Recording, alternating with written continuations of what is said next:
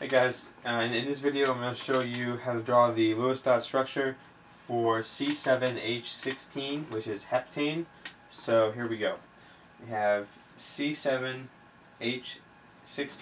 is the chemical formula for heptane, and that's going to give us 7 carbons with 4 valence for each one, plus 16 hydrogens times 1 valence for each hydrogen. That's going to give us a total of 44 valence electrons. Okay, so if you've seen any of my other organic videos for Lewis dot structures, I typically just show you the straight chain carbon ring, or not ring, but just straight chain carbon structure. But there might be other ring structures, but I'm just showing you the straight chain as opposed to having a circular or a ring connected carbon structure. But there could be other structures, but I'm just showing you one of them. So here we go. 7 carbons in the center because hydrogens cannot be central atoms. So we have 7 carbons. Okay, and we have the 16 hydrogens added. So 1, 2, 3, 4, 5, 6, 8, 9, 10, 11, 12, 13, 14, 15, and 16. Okay, so every hydrogen can only hold 2 electrons, so that means that they can only be single bonded. So we can single bond all of these.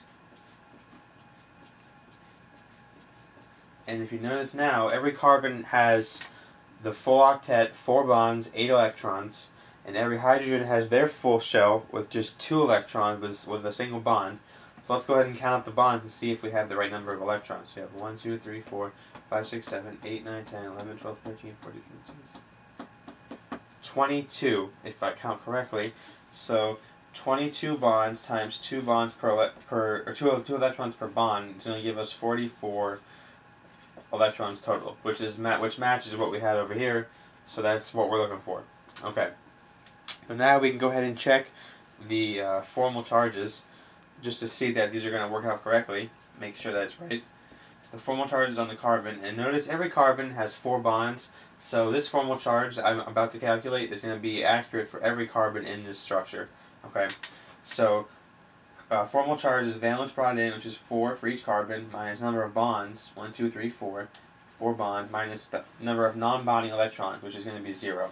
So the total formal charge for this carbon, or for all the carbons, each one is going to be 0 overall. Okay, now the formal charge on the hydrogen is going to be the same because each one is only single bonded and that's it. So it's 1 valence brought in minus 1 bond for each hydrogen minus how many non-bondings? There's 0. So that's going to be an overall formal charge of 0. And if you sum these up, the overall formal charge on the whole structure is going to be 0, which is what you're looking for when you have a non-charged compound such as C7H16, which is going to be heptane. Okay, so now that the formal charges add up correctly, we can go ahead and look at the shape a little bit. If you notice, every carbon, which is the central atoms of this compound, they all have 4 bonds, which means each carbon is going to be sp3 hybridized. Because there's 1, 2, 3, 4, 1, 2, 3, 4 bonding sites, so it's going to be sp3 hybridized. So that means that each carbon is the central atom for a tetrahedral shape. Now this overall shape is composed of multiple tetrahedrals kind of building off of each other. Okay, but the overall shape is a complicated one that consists of multiple tetrahedrals that are building off of each other.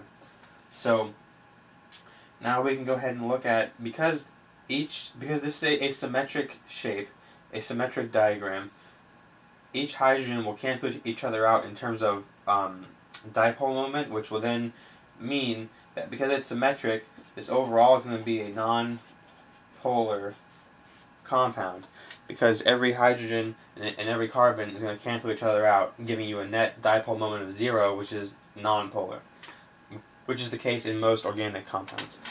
Alright, so I think that's pretty much it. If you have any questions, let me know, leave them in the comments, and if you have any specific requests, send me them, and I'll try to put them in a video for you, and thanks for watching.